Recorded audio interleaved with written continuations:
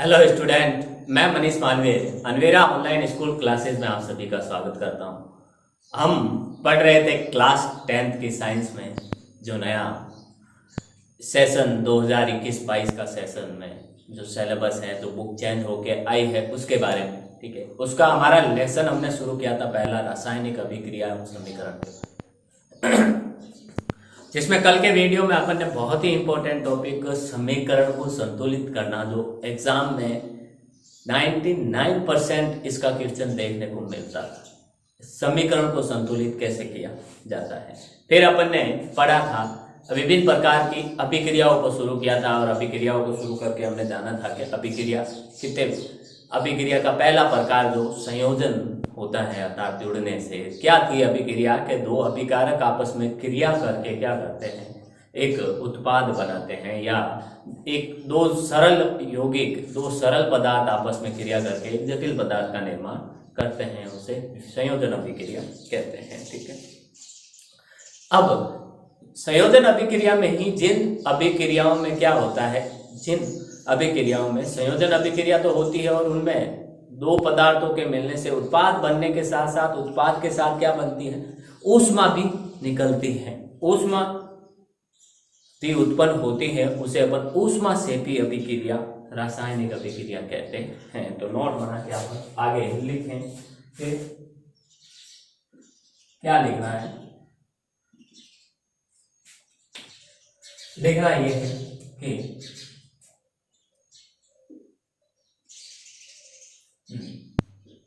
जिन अभिक्रियाओं में उत्पाद के साथ साथ ऊष्मा भी उत्पन्न होती है, उन्हें ऊष्मा सेपी रासायनिक अभिक्रिया कहते हैं। ऊष्मा सेपी रासायनिक अभिक्रिया कहते हैं, उन्हें ऊपर क्या कहते हैं, ऊष्मा सेपी रासायनिक अभिक्रिया अपन कहते हैं। ठीक है, जैसे एग्जाम्पल के लिए देखिए, एग्जाम्पल देखिए CH4+2O4, ये है अभिक्रिया हमारी। CH4+2O2 होता है। ठीक है, सॉरी, CH4+2O2 होता है। इसके जब ये आपस में दोनों क्रिया करते हैं अर्थात मेथेन और ऑक्सीजन आपस में क्रिया करते हैं तो बनती है, क्या बनती है, तो बनता है CO2, एक गैस, कार्बन डाइऑक्साइड गैस बनती है। ठीक है, प्लस दो अणु जल के बनते हैं, दो अणु जल के बनते हैं, और प्लस इसमें क्या होता है, ऊष्मा निकलती है, ऊष्मा निकलती है, ऊर्जा बनती है। ठीक है, इसे प्राकृतिक, ये अभिक्रिया कौन सी है जो अभिक्रिया हो रही है, ये है प्राकृतिक गैस का दहन, प्राकृतिक गैस का दहन। तो सवाल ऐसे भी पूछा जा सकता है कि प्राकृतिक गैस का दहन, ना तो अभिक्रिया देगा ना कुछ और देगा, आपको डायरेक्ट ही पूछ ले कि प्राकृतिक गैस का दहन कौन सी अभिक्रिया है, अभिक्रिया का कौन सा प्रकार है, संयोजन, वियोजन, संयोजन प्लस ऊष्मा सेपी। तो ये क्या है, संयोजन भी है, दो पदार्थ आपस में जुड़ भी रहे हैं और इसमें ऊष्मा भी उत्पन्न हो रही है, अर्थात ये ऊष्मा सेपी भी अभिक्रिया है। ठीक है, ऊष्मा के पास अगर ऐसा तीर का निशान हो तो इसका मतलब है कि इसमें क्या हो रहा है, ऊष्मा बाहर निकल रही है, ऊष्मा त्यागी जा रही है, अर्थात ऊष्मा सेपी अभिक्रिया। और तीर का निशान अगर नीचे की तरफ हो तो इसका मतलब है कि इस अभिक्रिया को करवाने के लिए ऊष्मा दी जा रही है।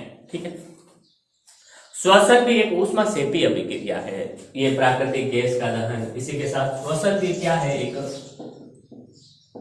श्वसन भी एक ऊष्मा सेपी अभिक्रिया है। श्वसन भी एक ऊष्माक्षेपी अभिक्रिया है। हम जो श्वसन क्रिया करते हैं वो भी एक ऊष्माक्षेपी अभिक्रिया है। इसमें क्या होता है देखो C6H12O6, ये कार्बोहाइड्रेट के रूप में हमारे जो क्या होती है अंदर ऊर्जा उपस्थित होती है, ठीक है। इससे जब 6O2 जब अपन श्वसन लेते हैं और ऑक्सीजन अंदर जाती है तो क्या क्रिया होती है, वो इन कार्बोहाइड्रेट या ग्लूकोज से कह सकते हैं अपन क्रिया करती हैं। ग्लूकोज से क्रिया करके क्या बनाती हैं, CO2 उत्पाद बनाती हैं, ठीक है। CO2 उत्पाद बनाती है, अर्थात CO2 तो हमें वापस बाहर त्यागनी होती है, CO2 एक उत्पाद बनाती है, प्लस थोड़ा जल का निर्माण करती है 2H2O, ठीक है। 6CO2 और 6H2O का निर्माण करती है, प्लस क्या बनती है, ऊर्जा बनती है, प्लस ऊर्जा बनती है। ये ऊर्जा हमारे शरीर को श्वसन क्रिया द्वारा मिलती है और ये हमारे शरीर के विभिन्न कार्यों को करवाने में काम में आती है, ठीक है। देखो, शाक सब्जियों वनस्पति जो द्रव्य का विघटन होकर कंपोस्ट बनाना भी ऊष्माक्षेपी अभिक्रिया है। जो साग सब्जियों के जो अपशिष्ट पदार्थ होते हैं, ठीक है, उनको अगर अपन कहीं पर रखें फिर वो विघटित होती है, टूटती है छोटे छोटे भागों में, अर्थात सड़ती है। सड़ने से उसमें से क्या निकलती है, ऊष्मा निकलती है, इसलिए वो भी एक ऊष्माक्षेपी अभिक्रिया है। तो देखिए, साग सब्जियों अर्थात वनस्पति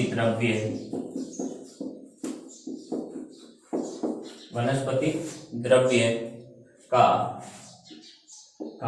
विघटित होकर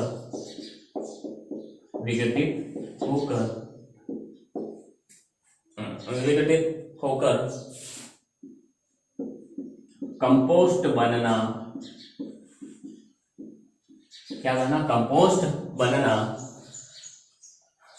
भी ऊष्माक्षेपी अभिक्रिया है।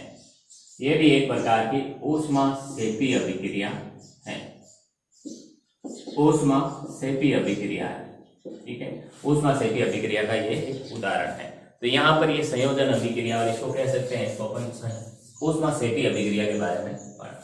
अगली है हमारी वियोजन अभिक्रिया, ठीक है। अगली जो दूसरी है हमारी वियोजन अभिक्रिया।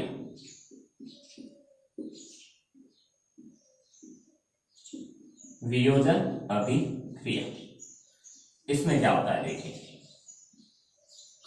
वियोजन अभिक्रिया में क्या होता है देखिए, जस्ट मैंने आपको कल भी बोला था कि ये किसका उल्टा है, संयोजन अभिक्रिया का। वियोजन अभिक्रिया संयोजन अभिक्रिया का उल्टा है, अर्थात संयोजन अभिक्रिया में दो अभिकारक मिलकर एक उत्पाद बनाते हैं, अर्थात दो सरल पदार्थ मिलकर एक जटिल पदार्थ बनाते हैं। तो इसमें उल्टा होता है, एक जटिल पदार्थ टूटकर दो सरल उत्पाद बनाता है, ठीक है, या एक अभिकारक टूटकर दो उत्पाद बनाता है, ठीक है। तो इस अभिक्रिया में एकल अभिकर्मक टूटकर छोटे छोटे उत्पाद बनाता है, अर्थात इस अभिक्रिया में एकल अभिकर्मक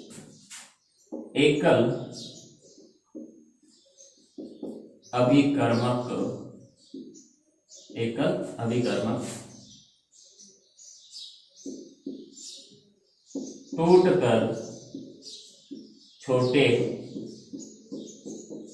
छोटे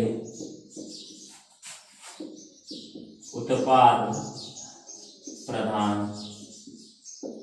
करता है, छोटे उत्पाद प्रदान करता है, ठीक है, छोटे उत्पाद प्रदान करता है। देखिए, वियोजन अभिक्रिया के एग्जाम्पल देखिए आप लोग, एग्जाम्पल देखिए, जैसे Fe2FeSO4, ठीक है। इसको जब अपन क्या करते हैं, तापन या ऊष्मा देते हैं, अर्थात गर्म करते हैं, इसको क्या करते हैं अपन, ऊष्मा देते हैं। FeSO4 आयरन सल्फेट या फेरस सल्फेट जिसे अपन कहते हैं, ये जब इसको अपन गर्म करते हैं तो ये टूटता है दो पदार्थों में, Fe2O3 ferrous oxide plus SO2 sulphur dioxide plus SO3 sulphur trioxide में ये क्या होता है, टूटता है। अर्थात एक जटिल एकल अभिकर्म से कितने उत्पाद बने, 1 2 और 3 उत्पाद बने हैं। ठीक है, यह है फेरस सल्फेट। ठीक है, यह है फेरस सल्फेट। यह है फेरिक ऑक्साइड, फेरिक ऑक्साइड। ठीक है, फेरिक ऑक्साइड। ठीक है, इसी तरह देखिए कैल्शियम कार्बोनेट, एक और एग्जांपल CaCO3, यह है कैल्शियम कार्बोनेट हमारा चूना, जिसे अपन चूना पत्थर कहते हैं, चूना पत्थर कहते हैं। क्या कहते हैं, चूना पत्थर कहते हैं अपन इसको जब अपन गर्म किया जाता है, ठीक है, ये गर्म किया अपन ने, ऊष्मा दी, इसको तापन दिया, ताप गर्म किया, गर्म करने पर ये किस में टूटता है, ये calcium oxide CaO, calcium oxide, ठीक है, जो बुझा हुआ चूना होता है, प्लस टूटता है CO2, ठीक है, CO2 में टूटता है। अर्थात चूना पत्थर किस में टूटता है, बुझा हुआ चूना में टूटता है। अब इसको समझने वाली बात यह है कि ये क्या है, ये एक वियोजन अभिक्रिया है जिसमें कैल्शियम कार्बोनेट एकल अभिकर्मक कैल्शियम ऑक्साइड और CO2 में टूटता है, 2 उत्पाद बनाता है। ठीक है, स्क्रीनशॉट ले आप इसका।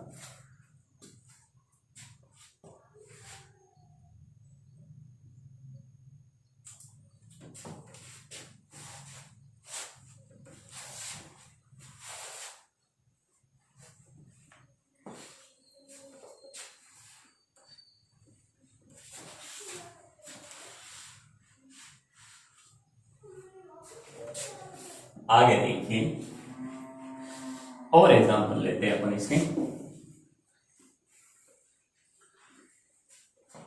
इस लेसन में सबसे इंपॉर्टेंट है इसके एग्जांपल।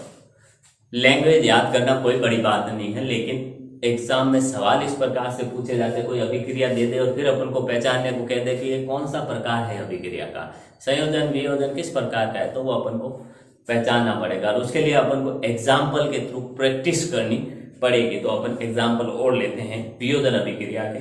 जैसे अगला है एग्जाम्पल वियोजन अभिक्रिया को, 2PbNO3 होल ट्वाइस,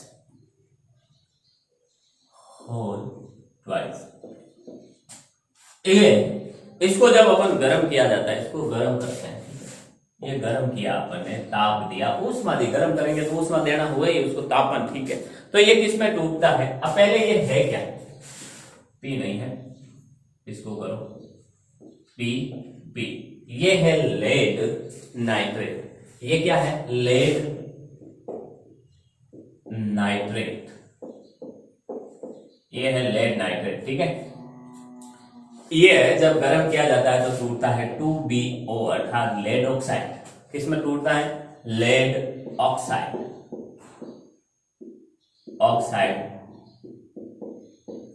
प्लस किसमें टूटता है, ये 4NO2 में टूटता है, ठीक है। ये है नाइट्रेट और ये है नाइट्राइट, ये क्या है, नाइट्राइट, डाई नाइट्रोजन ऑक्सीजन भी कहते हैं इसे, डाई नाइट्रोजन ऑक्सीजन या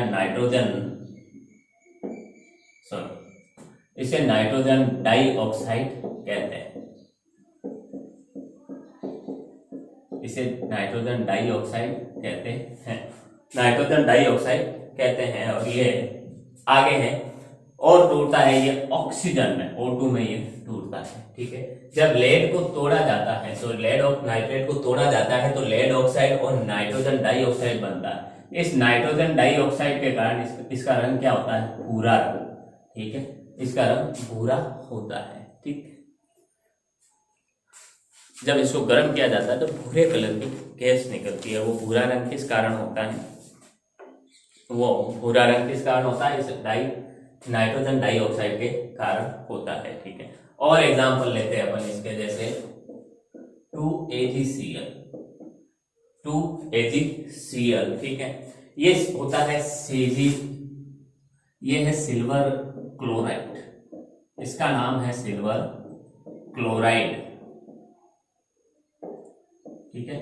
इसको जब अपन क्या करते हैं, सूर्य का प्रकाश में रखते हैं, सूर्य के प्रकाश में रखते हैं, सूर्य के प्रकाश में क्या होती है, गर्मी ऊष्मा होती है, ठीक है, ठीक है। तो ये टूटता है इसमें 2Ag प्लस Cl2, अर्थात ये सिल्वर चांदी और क्लोरीन में टूट जाता है, क्लोरीन में टूटता है, ठीक है। ये AgCl जो होता है ये कैसे रंग का होता है, ये धूसर रंग का होता है, धूसर रंग का होता है, धूसर रंग का होता है। और एग्जाम्पल, अब इसमें भी क्या हुआ, एक अभिकर्मक कितने, 2 में टूटा, तो ये भी क्या है, एक वियोजन अभिक्रिया है, ठीक है। अब आगे देखिए, जैसे 2AgBr, AgBr अर्थात सिल्वर ब्रोमाइड, Ag किसका प्रतीक है, सिल्वर का, ब्रोमीन किसका, Br किसका है, ब्रोमीन का, और इसको लिखते हैं ब्रोमाइड, सिल्वर ब्रोमाइड को क्या किया जाता है, जब सूर्य के प्रकाश में रखा जाता है, जब इसको सूर्य के प्रकाश में रखा जाता है तो ये टूटता है 2Ag प्लस Br2 में टूटता है। 2Ag प्लस किस में टूटता है, ये Br2 में टूटता है। ये तो है सिल्वर और ये है ब्रोमीन, ठीक है, ब्रोमीन, सिल्वर और ब्रोमीन, ठीक है। अब इंपॉर्टेंट बात ये है नोट बना के आगे लिखना, ये आपको याद रखने की और पूछने लायक सवाल है, कंपटीशन में भी पूछा जाता है, क्या कि AgBr क्या है, AgBr का उपयोग क्या है, महत्वपूर्ण उपयोग क्या है AgBr, सिल्वर ब्रोमाइड कहाँ काम आता है, सिल्वर ब्रोमाइड कहाँ काम आता है, ये श्याम श्वेत फोटोग्राफी और इंग्लिश में कहते हैं जो फोटोग्राफी, जो फोटो की जो फिल्म होती है वो बनाने में काम में आता है, ठीक है, का उपयोग श्याम श्वेत अर्थात ब्लैक एंड व्हाइट फोटोग्राफी जो होती है में किया जाता है, श्याम श्वेत फोटोग्राफी में किया जाता है, किया जाता है। श्याम श्वेत फोटोग्राफी में इसका उपयोग किया जाता है, स्क्रीनशॉट ले। श्याम श्वेत का मतलब क्या होता है, श्याम श्वेत का मतलब ब्लैक एंड व्हाइट।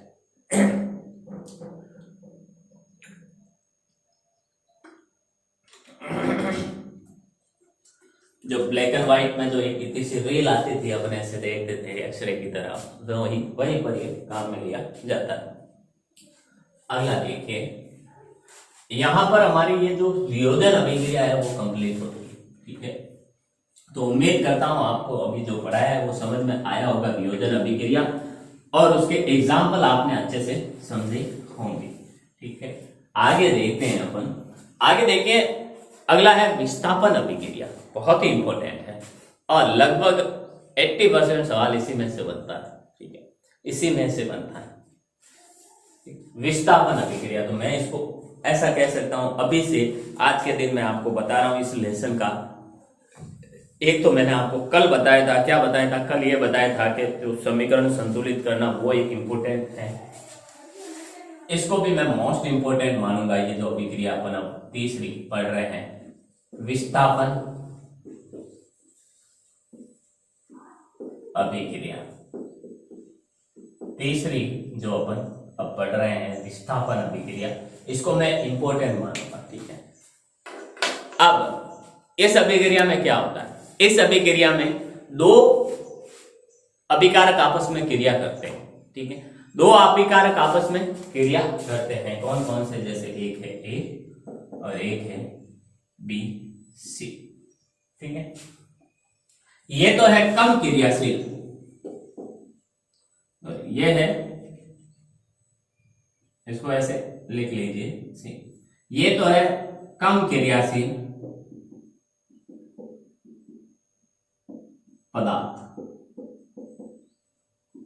या कह सकते हैं अपन तत्व, ठीक है। ये है अधिक क्रियाशील तत्व,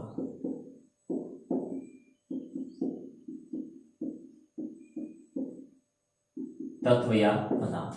तो ऐसी अभिक्रिया जिसमें क्या होता है, जिसमें अधिक क्रियाशील तत्व कम क्रियाशील तत्व को, इसमें से बी कम क्रियाशील रहती है, अधिक क्रियाशील तत्व कम क्रियाशील तत्व को हटाकर उसका स्थान स्वयं ले लेता है, अर्थात उसको कम क्रियाशील को हटाकर उसका स्थान स्वयं ले लेता है और वहां पर विस्थापित हो जाता है। इसी अभिक्रिया को विस्थापन अभिक्रिया कहते हैं। तो ये बी मान लो कम क्रियाशील है, सी अधिक क्रियाशील है, तो ये जब आपस में क्रिया करेंगे तो बनेगा बी सी, बनेगा ए सी और प्लस बी, ठीक है। यहाँ ए के पास से उसने बी को हटा दिया, खुद आकर बैठ गया, और सी बी को तो क्या कर दिया, साइड में कर दिया। तो ये कहलाती है हमारी विस्थापन अभिक्रिया, ये कहलाती है हमारी क्या, विस्थापन अभिक्रिया, ठीक है।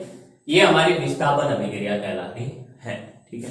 जैसे इसको अपन सिंपल सी भाषा में समझ सकते हैं, एक तो हट्टा कट्टा इंसान है, बढ़िया ताकतवर, ठीक है, और मान लो आप भी देखते हैं आपकी क्लास होती है, ठीक है, इस टेबल पर बैठा है 2 जने, ठीक है, इस टेबल पर 3 जने बैठे हैं मान लो, ठीक है। यहां से एक बड़ा सा क्लास में आया कोई ताकतवर इंसान, उसको बैठना था यहाँ, ठीक है, उसको बैठना था यहाँ, इसमें से, ठीक है, ये 2 तो बड़े बड़े ताकतवर इंसान थे, ये था कमजोर, ठीक है, इसको इस टेबल पर बैठना था, तो इसने क्या किया, इससे तो टक्कर लेने से रहा, क्योंकि ये तो इसके बराबर और इससे ज्यादा ताकतवर है। तो ये क्या करता है, कम क्रियाशील तत्व, कम ताकत वाला जो इंसान होता है उसको उठाता है यहाँ से और खुद आकर क्या बैठ जाता है, यहाँ बैठ जाता है। अर्थात अधिक ताकतवर इंसान क्या करता है, कम ताकतवर इंसान को हटा लेता है। उसी प्रकार से क्या होता है, अधिक क्रियाशील तत्व ज्यादा कम क्रियाशील तत्व को क्या कर लेता है, वहां से विस्थापित कर लेता है, खुद बैठ जाता है, ठीक है। उम्मीद करता हूं आपको ये समझ में आया होगा विस्थापन अभिक्रिया। अब इसकी थोड़ी सी लैंग्वेज परिभाषा लिख देते हैं। तो ऐसी अभिक्रिया जिसमें, ऐसी अभिक्रिया जिसमें एक अधिक क्रियाशील तत्व कम क्रियाशील तत्व को हटाकर उसके स्थान पर स्वयं स्थापित हो जाता है, इसे विस्थापन, इसे क्या कहते हैं अपन, विस्थापन अभिक्रिया, इसे विस्थापन अभिक्रिया कहते हैं, इसे अपन विस्थापन अभिक्रिया कहते हैं, ठीक है। एग्जाम्पल जैसे देखिए, इसी के आगे लिखिए एग्जाम्पल, जैसे अपन ने अभी देखा ए बी प्लस सी, ठीक है, ए बी प्लस सी, तो इसकी अभिक्रिया ऐसे होती है ए सी प्लस बी। तो इसमें अपन को देखने को मिलता है कि बी तो क्या कम क्रियाशील और सी अधिक क्रियाशील तत्व है, ठीक है। इसके नीचे लिख देते हैं अपन ये ऐसे करके, ये है कम क्रियाशील और सी है अधिक क्रियाशील।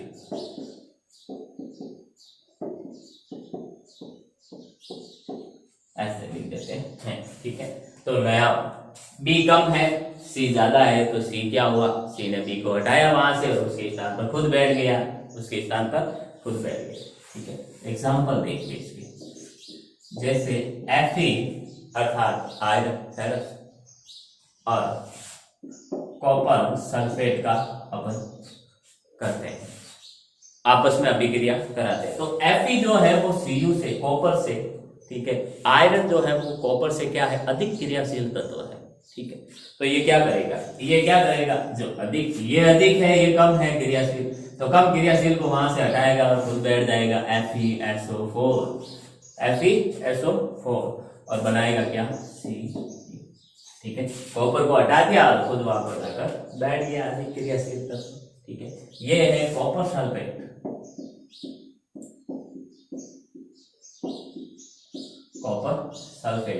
ये है फेरस सल्फेट, ठीक है, आयरन सल्फेट या फेरस सल्फेट।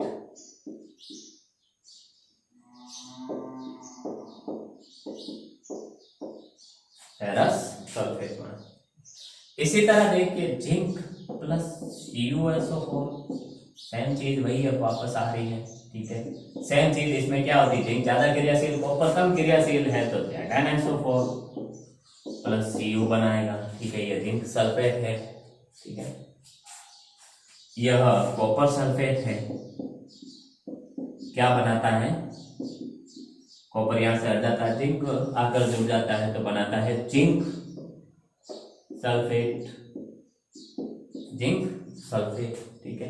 इसी तरह देखिए Pb प्लस CuCl, ठीक है, Pb यानी लेड और CuCl2 कॉपर क्लोराइड, ठीक है, कॉपर क्लोराइड को जब लेड से क्रिया करवाई जाती है, लेड सीसा ज्यादा क्रियाशील है कॉपर की तुलना में, तो ये क्या करता है, यहाँ से कॉपर को हटा लेता है और खुद आकर बैठ जाता है और बनाता है PbCl2 और कॉपर को हटा देता है, ठीक है। तो ये होता है कॉपर क्लोराइड, को हटाकर खुद बैठ जाता है, बनाता है लेड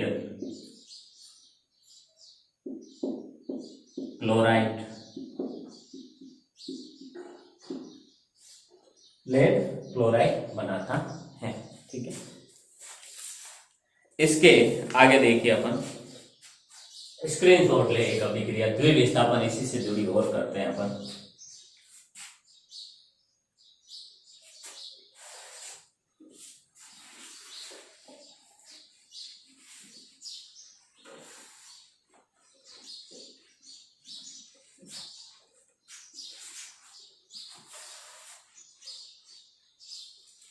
देखिए एक अभिक्रिया द्विविस्थापन, ठीक है, चौथी जो हमारी अभिक्रिया है, चौथी द्विविस्थापन।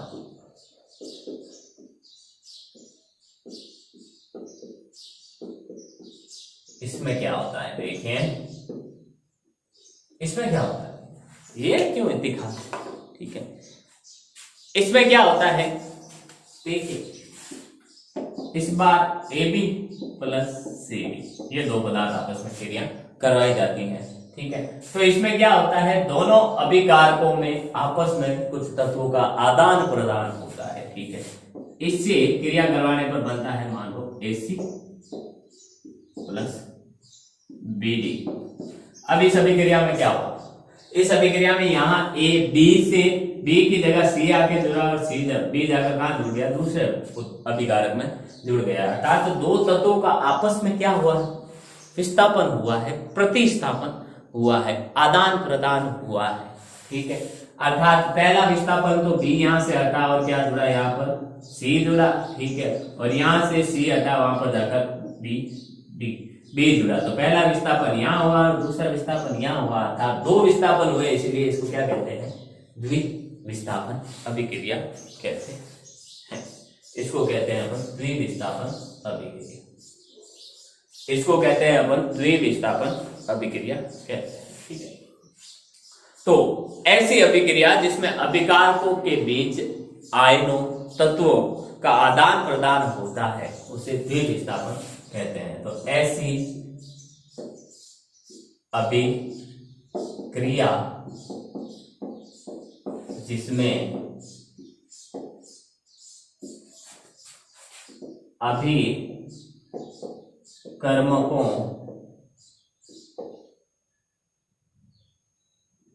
अभिकर्मकों के बीच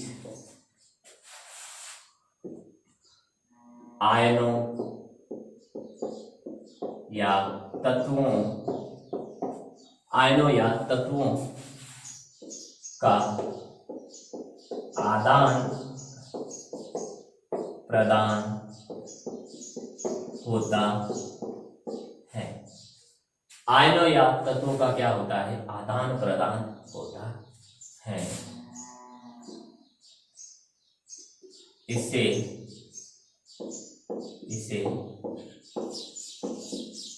द्विविस्थापन, इसे क्या कहते हैं? द्विविस्थापन अभिक्रिया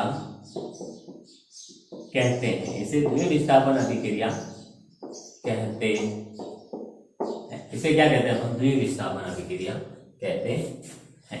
जैसे एग्जाम्पल के रूप में पहले तो यही लिख लेते हैं अपन, AB प्लस CD बनता क्या है? AC plus BD। ठीक है, ये दो तत्वों का आयनों का क्या हुआ? इसमें आदान प्रदान हुआ है। ठीक है, अब इसका एग्जाम्पल लेते हैं अपन, अभिक्रिया। ठीक है, जैसे क्या होता है देखिए, जैसे एक अभिकारक है Na2SO4। ठीक है, Na2SO4 ये है सोडियम सल्फेट, इसे कहते हैं अपन सोडियम, इसका रासायनिक नाम क्या है? Sodium sulphate. Plus sodium sulphate plus barium chloride BaCl2, दोनों के आपस में क्रिया करवाते हैं। ये क्या है? बेरियम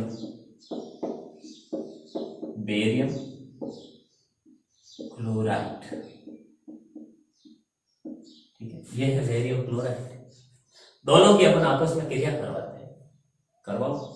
ठीक है, क्रिया करवाने से क्या होता है? ठीक है,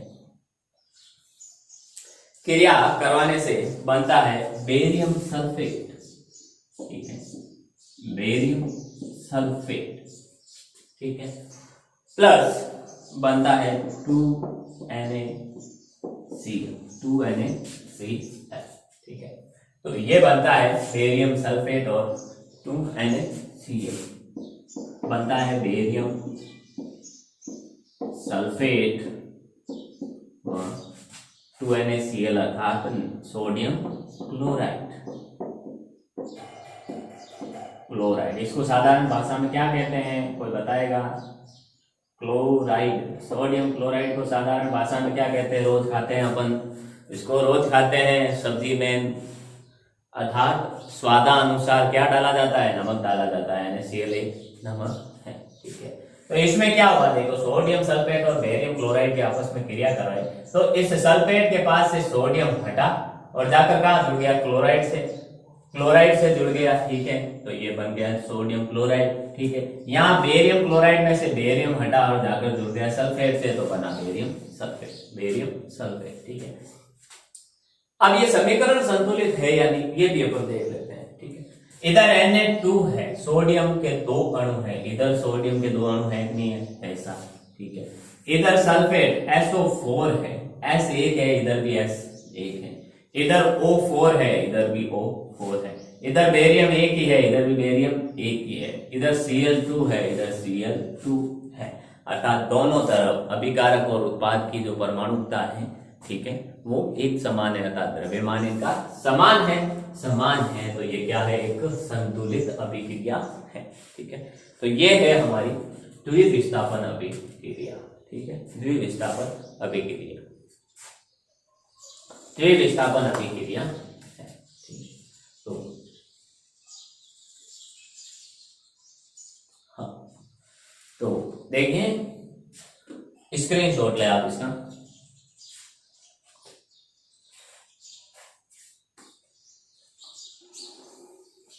उम्मीद करता हूं आज अपन ने जो भी पढ़ा है वो आपको समझ में आया होगा। ठीक है, और कोशिश करेंगे कि अगली जो क्लास है हमारा चौथा पार्ट, उसमें ये लेसन कंप्लीट हो जाएगा, जो भी इंपॉर्टेंट चीजें हैं। ठीक है, क्योंकि अब इसमें एक अभिक्रियाएं बची हैं, एक ऑक्सीकरण और अपचयन, जिसे उपचयन अपचयन अभिक्रिया कहते हैं, बहुत ही इंपॉर्टेंट है वो। भी, ठीक है। द्विविस्थापन को भी मैं बहुत ही इंपॉर्टेंट मानता हूँ, सबसे ज़्यादा इंपॉर्टेंट इस साल में। फिर जंग लगने की जो प्रक्रिया होती है संसारण, उसके बारे में अपन पढ़ेंगे। और फिर पढ़ेंगे विकृत गंधिता, अर्थात जंग लगने की प्रक्रिया। और विकृत गंधिता का मतलब है अपन कुछ तेल से बनी चीज़ों को अपन खुले में रख देते हैं, तो उसके अंदर से एक दिन बाद या सुबह से शाम तक या अगले दिन तक क्या होता है, स्मेल आनी शुरू हो जाती है, बदबूदार आनी शुरू हो जाती है। वो कैसे हो जाता है, वो उस बने हुए वसा से, तेल से बने हुए पदार्थ का क्या हो जाता है, स्वाद बिगड़ जाता है, और इसको अपन विकृत गंधिता कहते हैं। अच्छे से इसके बारे में पढ़ेंगे और कंप्लीट करेंगे इस लेसन को। उम्मीद करता हूँ जो भी मैंने आपको पढ़ाया है वो आपको समझ में आया होगा। मिलते हैं अगली क्लास में, अपना जरूर अपने इसको, आपको ये क्लास कैसी लगी कमेंट में जरूर बताएं।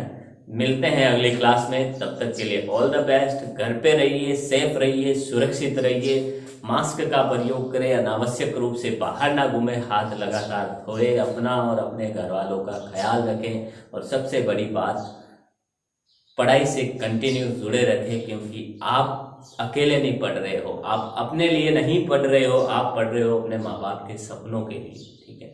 क्योंकि प्रत्येक माँ बाप चाहता है कि जैसी जिंदगी उन्होंने जी है वैसे उनके बेटे या बेटियां नहीं जी है, उनकी संतान वैसी, बच्चे ऐसी जिंदगी नहीं जी। तो उनका जो सपना है कि हाँ, प्रत्येक माँ बाप का कुछ ना कुछ ले, आपके माँ बाप का आपको लेकर बहुत कुछ सपना होगा कि डॉक्टर बनाने का, इंजीनियर बनाने का, टीचर बनाने का, तो वो भी सपना पूरा आपको ही करना पड़ेगा। वो सिर्फ सपना देख सकते हैं, उस सपने को पूरा करने के लिए मेहनत आपको ही करनी पड़ेगी। तो सबसे बड़ी बात यह है कि आपको अपने लिए नहीं पढ़ना है, आपको किसके लिए पढ़ना है, अपने माँ बाप के लिए पढ़ना है और उनके बारे में सोचना है। तो इसी बात के साथ अपन इस क्लास को समाप्त करते हैं। मिलते हैं अगली क्लास में, तब तक के लिए all the best, thank you.